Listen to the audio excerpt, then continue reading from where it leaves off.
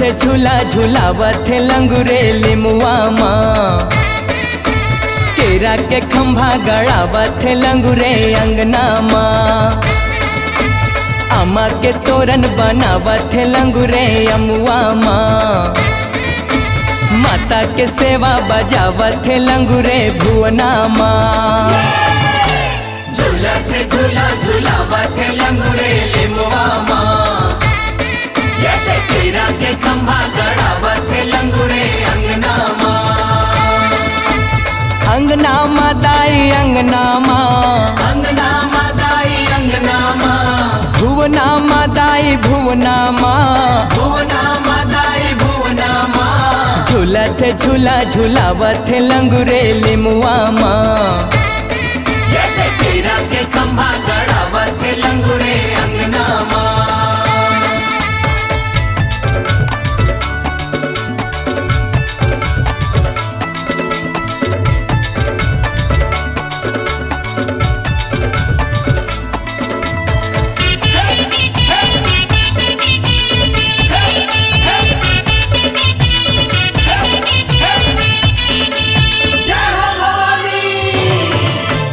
गैया के गोबर लिपावत थे लंगुरे अंगना माँ।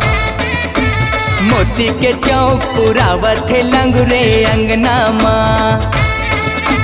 सोने के कलश मड़ावत थे लंगुरे अंगना माँ। सूरज का ज्योति जलावत थे लंगुरे अंगना माँ। अंगना माँ दाई अंगना माँ। अंगना माँ दाई अंगना माँ। भुवना माँ दाई भुवना माँ। भुवना माँ दाई भुवना माँ। झूला थे झूला झूलावत थे लंगुरे लिमुआ माँ। ये ते केरा के खंभा गड़ावत थे लंगुरे अंगना माँ।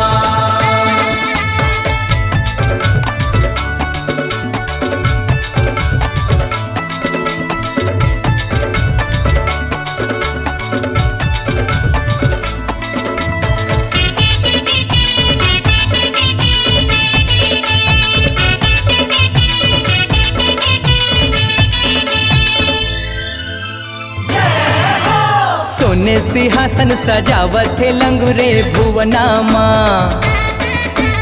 चांदी के चावर बनावत थे लंगुरे भुवना माँ।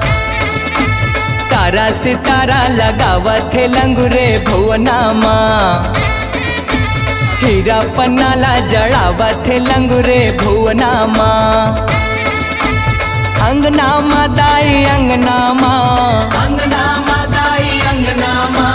भुवना माँ दाई भुवना माँ। भुवना माँ दाई भुवना माँ। झूला थे झूला झूलावत थे लंगुरे लिमुआ माँ।